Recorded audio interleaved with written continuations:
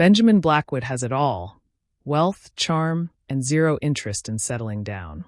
But when a sudden twist threatens the life he's built, he has 30 days to rewrite everything he thought he knew about love, loyalty, and what it really means to commit. What begins as a deal turns into something far more complicated and far more dangerous to his heart. Hello family, welcome to Storytime with Imzi. Please subscribe and like, it means the world to us. Also share this video to your friends and loved ones and turn on post notifications so you don't miss future videos from us. Thank you as you do so. Sit back and relax as we dive into the story. Benjamin Blackwood strolled into the mahogany-paneled law office 20 minutes late, sunglasses still on and smelling faintly of bourbon and expensive regret. His navy suit was tailored to perfection, but his shirt collar was open, no tie in sight. A careless grin tugged at his lips as he greeted the somber gathering like it was a cocktail party.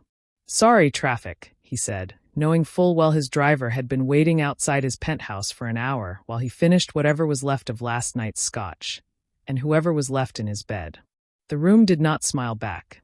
At the head of the long conference table sat Winston Hale, the family's iron-spined lawyer and lifelong friend of Benjamin's late grandfather, Charles Blackwood. Winston's expression was carved from granite, his spectacles perched low on his nose as he cleared his throat. "Now that Mr. Blackwood has joined us," Winston said dryly, "we may begin."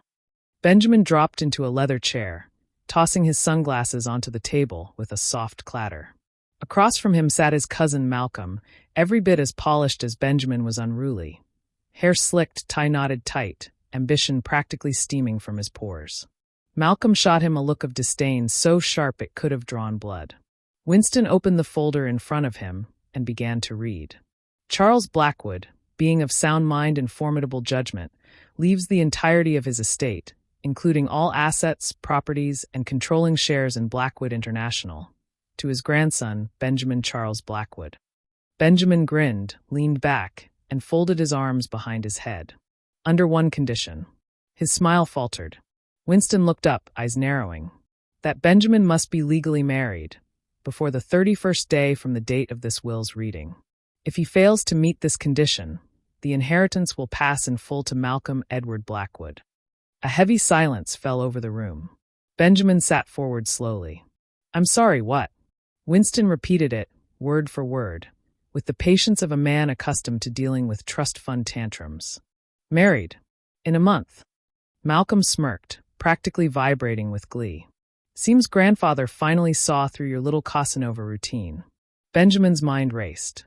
"A month. Married? He didn't even commit to brunch." "This is insane," he said, laughing, but no one joined in. "Is this legal?" Winston pushed a thick stack of signed documents across the table. "Ironclad. Your grandfather's attorneys oversaw every line." Benjamin blinked, as if waiting for someone to pop out and yell gotcha. No one did. "So, what, I just grab someone off the street and say I do?" he asked, half joking. Winston replied coolly, "It must be a legitimate marriage. Public. Verifiable. No fraud. Otherwise, the clause is void, and so is your claim." Benjamin looked around the room, suddenly feeling the walls close in. 1 month. Married. Or lose everything. His fortune. His company. His legacy. He gave a tight smile, masking the cold twist in his stomach. "Well," he said, adjusting his cuffs, "I suppose I'd better find a wife." Benjamin Blackwood had faced boardrooms full of sharks and walked out grinning. He'd jumped from helicopters into oceans, dated supermodels on 3 continents, and once made $1 million poker bet on a bluff, and won. But none of that prepared him for wedding planning with a 30-day deadline. By day 2, his penthouse had become ground zero for desperation. The dining table, usually bare except for whiskey bottles and unread mail, was littered with photos, profiles, social media screenshots, and scribbled phone numbers. His assistant, Harper Torres, stood near the window, arms crossed, watching this chaos unfold like she was waiting for the ceiling to cave in. "Okay," Benjamin said, spinning in his chair and pointing at the whiteboard, where 5 names were written in red marker. "Pros and cons quickly." Harper rolled her eyes. "You want a pros and cons list for your potential wives?" "Exactly. Efficiency. Time is money." "God help me," she muttered. He pointed to the first name. Vivian. Hot. Very hot. Model hot. Also the one who spray-painted your Lamborghini when you ghosted her, Harper said dryly. Next. Benjamin winced. Right. Amelia. Nice. Stable. A lawyer. Called you a soulless golden retriever in designer shoes the last time you saw her. Benjamin scowled. That was months ago. Harper gave him a tight, unimpressed smile. And yet somehow accurate. Name after name was struck off the board. Socialites. Influencers. D-list actresses. A Russian heiress who said she'd marry him in exchange for dual citizenship and a Cartier bracelet. A dating app date who brought her own prenup. By day 5, Benjamin was out of ideas and out of patience. I can't believe this, he groaned, dropping face first onto the couch. I've had longer relationships with my dry cleaner than any of these women. Harper didn't respond. She was too busy typing away on her iPad, dressed in her usual crisp blouse, dark jeans, and low heels. She didn't dress for attention. She dressed to get things done, and Benjamin had always liked that about her. Of course, he never told her that. She'd probably hit him with the iPad. He sat up and looked at her.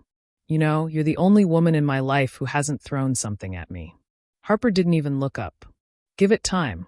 He chuckled, then fell quiet. His eyes narrowed slightly. You've been working for me, for years now? 5, she replied. And you've never once asked for a raise, a favor, a party invite. You've been the one constant in this circus. She finally glanced at him. Because unlike your exes, I don't want anything from you, Benjamin. And that was it. That was the moment. Benjamin sat back, fingers steepled under his chin, staring at her like a man seeing the answer to a riddle that had been in front of him the whole time. Harper frowned. Why are you looking at me like that? A slow smile spread across his face. Marry me. She froze. What? I'm serious. You're smart. You're grounded. You already know everything about me. And you clearly don't like me, which makes you ideal. No messy emotions. Strictly business. Her jaw dropped. Have you completely lost your mind? It's 1 month. 30 days. I'll pay you. You name the price. We'll make it legal, keep it quiet. And when it's over, you walk away richer. She stared at him like he'd grown horns. That is the dumbest idea I've ever heard. But it would work. Harper stood up slowly, eyes flashing. Let me get this straight. You want me to fake marry you, lie to the media, your family, and the entire Blackwood board, just so you can keep your billion-dollar empire? Yes, he said without flinching. She crossed her arms. And what makes you think I'd ever say yes to that? He leaned in, voice low, almost teasing. Because you're practical, Harper. You've got a sick mom, a mountain of student debt, and a dead-end job babysitting me. This deal could fix all of that. Silence stretched between them like a drawn wire. Harper's face betrayed nothing. Not surprise, not anger, just a long, calculating stare. Then she said, You're unbelievable. But you're thinking about it. And for the first time in days, Benjamin felt like he might actually have a chance. Harper Torres didn't sleep that night. She tried. God, she tried. She closed her eyes, counted backward from 100, made tea, even pulled up an old audiobook on strategic business ethics, guaranteed snooze fest. But her brain wouldn't stop spinning. Marry Benjamin Blackwood. The thought was so absurd it made her physically cringe. He was everything she disliked. Arrogant, impulsive, emotionally allergic. The kind of man who thought loyalty came in the form of a signed NDA and a bottle of Dom Perignon. And yet $5 million. That was the number he had casually thrown out, as if offering her a tip for excellent service. 5 million, Harper. 1 month. Clean. Private. You walk away rich, and I get to keep my empire. Win-win. She told him he was insane. And he was. But she was also drowning. Her mother's chemo treatments were bleeding through every dime Harper had ever saved, and she hadn't been on a vacation in 7 years. 5 million could wipe away every debt, every worry, every dead-end future she'd quietly accepted. Still, she didn't say yes. Not yet. She arrived at the Blackwood Tower the next morning in a steel-gray coat and a stormier mood, only to find Benjamin already waiting in his office. Feet up, coffee in hand, watching the news with the smug confidence of a man who assumed the world would rearrange itself to suit him. You look tense, he said, without looking up. You offered me $5 million to become your wife. she said flatly. Tense is the baseline now. Benjamin grinned and muted the TV. So, have you decided to take the leap into domestic bliss with yours truly? She sat down across from him, folded her hands. If I do this, we do it my way. His eyebrows rose. Go on. 1. This is a business transaction, not a relationship. I'm not your girlfriend, your wife, or your arm candy outside the parameters of this agreement. Noted. 2. No media leaks. No red carpets. No Instagram announcements. Easy. 3. We sign a detailed prenup. You don't touch a cent of my payout, no matter what happens. Done. And 4. She paused, steeling herself. No physical contact unless absolutely necessary. No kissing. No funny business. None of that smug, flirty crap you do with waitresses. Benjamin blinked. You mean all this? He gestured to himself. Off limits. Strictly. He chuckled, but there was something behind his smile this time. Curiosity, maybe. Or challenge. You're serious. I don't joke with billionaires, she said. He stood, walked to the bar cart, poured a splash of something dark into 2 glasses. Well then, Ms. Torres, shall we toast to our upcoming nuptials? She stared at the glass he offered. And then, with a breath that felt like the beginning of a very long, very complicated mistake, she took it. They clinked.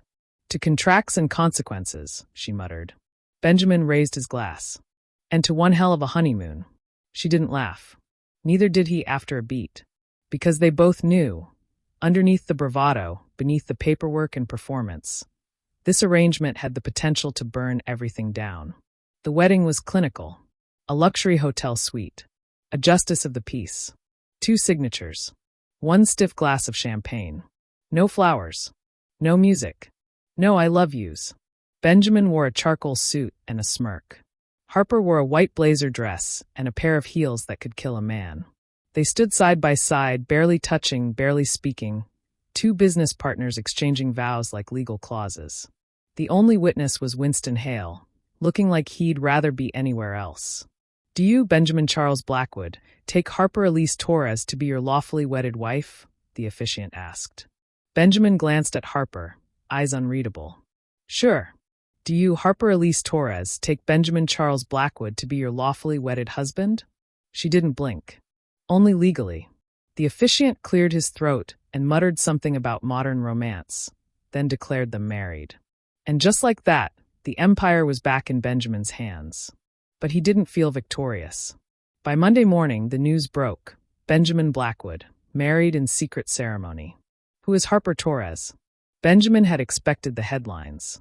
What he hadn't expected was the firestorm. Paparazzi swarmed the lobby. Harper's inbox exploded. Blackwood International's board demanded a public appearance to validate the legitimacy of the union. So Harper found herself in a black cocktail dress, walking into a charity gala on Benjamin's arm like she'd been born into this world of diamonds and deception. You okay? He asked quietly as they neared the camera flashes. No, she said, smiling anyway. But let's get it over with. They stepped onto the red carpet. The moment their hands touched, Harper realized just how good Benjamin was at this. He leaned into her like she was gravity, smiled like she was sunlight. The perfect husband. The press ate it up. So in love.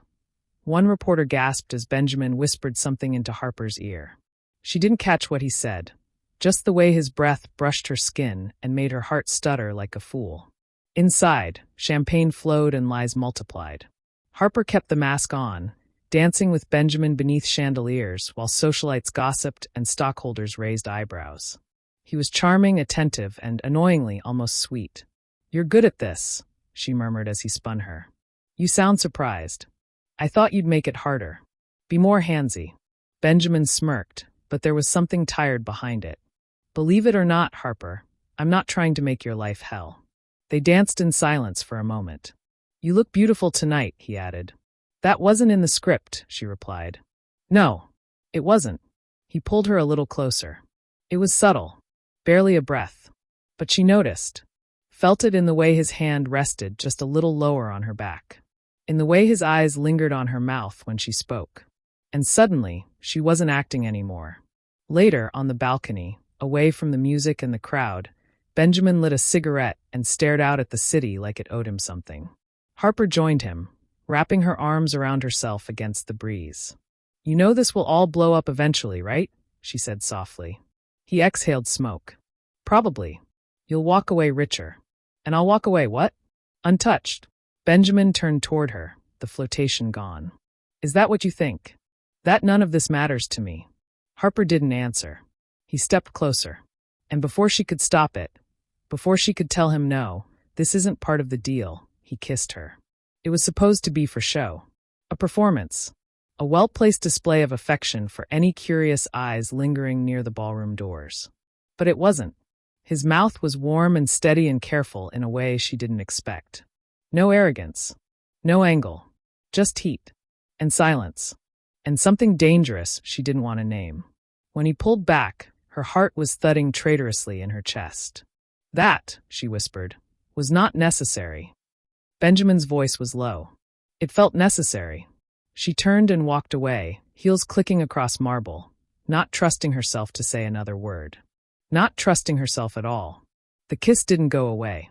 It followed Harper into meetings, into her sleep, into the mirror where she tried to tell herself it meant nothing. A moment, a heat of the gala misstep. Performance for the press. And yet it lingered. On her mouth.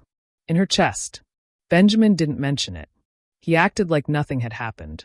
Which only made it worse. Within days, the headlines shifted from mysterious marriage to questionable legitimacy. Too convenient? One article questioned, featuring photos of Benjamin and Harper that looked just a little too posed. Gold digger or savior? Another read. Then came the gossip shows, the influencer speculation videos, the TikToks dissecting every body language moment from the gala. And then, inevitably, Sasha Kincaid. Benjamin's ex-girlfriend and Hollywood's favorite scandal machine showed up in New York with a tabloid-exclusive interview and enough venom to sink a battleship. "He's lying," Sasha said, blinking slowly for the cameras. "That marriage isn't real.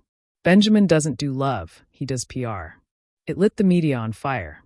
Within hours, Harper's phone lit up with hate DMs, conspiracy threads, and a sudden explosion of attention she never asked for.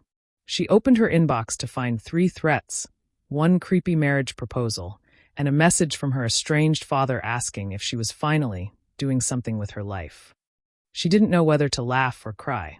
Benjamin tried to keep things under control. He bought out 3 news segments, had his legal team file cease and desist letters, took Harper out for another public dinner, all smiles and champagne and soft hand touches. It didn't help. Not when Malcolm, the vulture of a cousin, stepped in. He showed up at Blackwood International's next board meeting, his suit sharp, his smirk sharper. "I move that the board formally review the legitimacy of Benjamin's marriage," he announced with faux regret. "Given the timing and optics, we must ensure the will's conditions are being honored." The room buzzed with unease. Benjamin said nothing. His jaw clenched. Harper, seated beside him, felt the room tilt a little, like the floor had cracked just beneath her chair. After the meeting, she found Benjamin in his office, staring out at the skyline like it was an enemy. "You okay?" she asked quietly. He didn't turn around. "No." Harper hesitated, then stepped closer. "I didn't expect this to get so ugly," he finished. "Neither did I." He turned to her then, and she saw something rare in his expression, vulnerability. No swagger. No spin. Just a man slowly losing the war he thought he'd already won. "Maybe it was a mistake," he said, "dragging you into this." Harper folded her arms, her voice steady. "Maybe. But you didn't force me." "I said yes." They stood in silence. Then she added softer, "But if this is going to work, we need to stop pretending the lines between real and fake haven't already blurred." Benjamin looked at her, eyes sharp. "What lines?" Harper opened her mouth, then closed it. She couldn't say it. Not yet, because saying it would mean acknowledging how fast he'd gotten under her skin. That night, as Harper got ready for bed in her guest suite, she found a note tucked under her pillow. "Let's stop playing parts. Dinner. Just us. No press. No contracts. Say yes. B." She stared at it for a long time, then folded it in half, pressed it to her lips for just a second, and whispered, "God help me." Because she wanted to say yes. She wanted it too much. The dinner was quiet. No paparazzi. No designer suits. No performance. Just Harper and Benjamin, tucked into a corner booth of a little Italian place on 12th and Mercer. The kind of spot where no one cared about last names or net worth. A single candle flickered between them. Real. Simple. Strange. Benjamin ordered her favorite wine without asking. Harper hated that he remembered. They talked, really talked. About nothing, then everything. About her mother's treatment. About his childhood summers at the vineyard he never visited anymore. About what it felt like to grow up in a house full of money and never feel like you'd earned a single breath. For a moment, the world stopped spinning. For a moment, it was just them. No deadlines. No deal. Just him watching her laugh, and her forgetting to be cautious. And then, like all beautiful things in Benjamin Blackwood's life, it crashed. 2 mornings later, the internet exploded. Leaked video, Benjamin Blackwood's fake marriage exposed. It wasn't much. Just 10 seconds of muted security footage from the Blackwood legal offices. Benjamin handing Harper a signed contract. A handshake. A check slid across the table. No audio. No context. But it didn't matter. The image told the story people wanted to believe. Fraud. Deception. Billionaire lies. The backlash was instant. News crews outside the Blackwood building. Angry investors. The board calling an emergency vote to determine Benjamin's fitness to retain control. And Harper. Harper disappeared. She didn't answer her phone. Didn't show up to work. Didn't go home. She just vanished. Benjamin searched everywhere. Her apartment. The hospital. The coffee shop she liked that never spelled her name right. He even checked the damn bookstore she always swore had the best poetry section in Manhattan. Nothing. And in the space where she had been, a hollow opened. He stood in his penthouse that night, papers strewn across the floor, his phone cold and silent, and realized something terrifying. He didn't want the empire without her.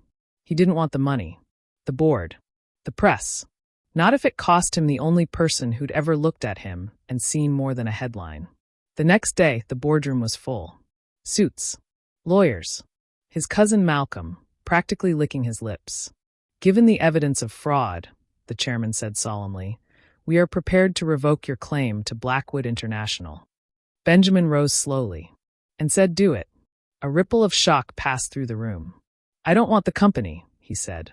Not like this. Not without her. Malcolm blinked. You're bluffing. Benjamin met his gaze, calm and clear. You don't know me well enough to say that. He reached into his pocket and pulled out the marriage contract, the original copy. Then, without ceremony, he tore it in half.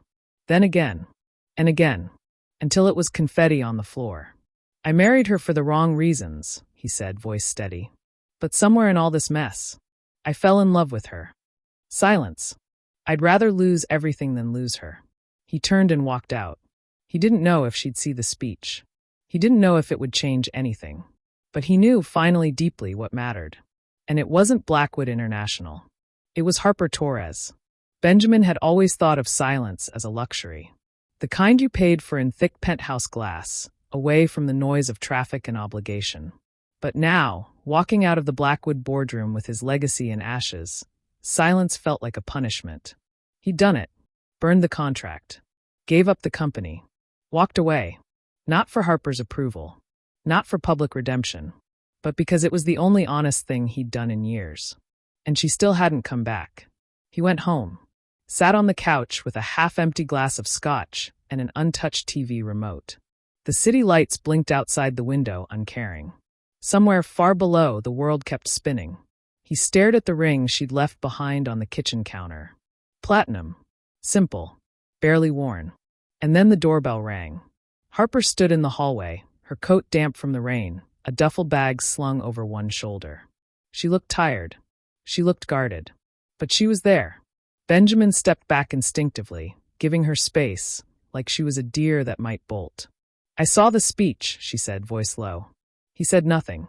I wasn't sure you meant it. He took a breath. I meant every word. Harper walked inside, slow and careful, as if the walls might collapse if she moved too fast. I never planned on falling for you, she said. He nodded. Me neither. A long silence passed between them, familiar this time. Not cold, but close. A kind of gravity pulling them back to where they'd been headed since that ridiculous morning in Winston's office. Harper looked at him. Really looked. You gave it all up, she said. I did. For what? He stepped closer, his voice a low confession. For the only thing I've never been able to buy. She swallowed hard. And what if I walk away? Then I'll still love you. And I'll still mean it. She stood there, still wrapped in rain and doubt, in that tiny space between fear and faith. Then she dropped the duffel bag. And kissed him. No press. No lies. No paycheck. Just her lips and her arms around him, and something that felt like coming home after years of drifting. The next morning, Harper stood at the same marble kitchen counter, holding her old ring between her fingers. I want a new one, she said casually. Benjamin, barefoot and shirtless, raised an eyebrow over his coffee. Oh, one that wasn't born out of a contract. He grinned. Fair. I want real vows. Real ceremony. Real flowers. Done. And you, she looked at him, playful now, are never allowed to kiss me for the press again. He walked over and took the ring from her hand. I'll kiss you for me, he said. Every time. Their story had started as a transaction. But somewhere along the way, they'd made a different kind of deal, one no contract could define. A choice. A risk. A leap, not into a loophole, but into love. The second wedding was nothing like the first. There was no hotel conference room. No contract. No stiff toasts or forced handshakes. Just an old stone chapel in upstate New York, tucked behind a grove of trees, and a guest list that could be counted on two hands. Harper stood in the back, breath caught in her throat, staring at her reflection in the mirror. Her dress was soft satin, off the shoulder, elegant and simple. Something her mother had helped pick out between chemo appointments and sarcastic comments. You sure about this? Her mom asked from the doorway, smiling faintly beneath her scarf.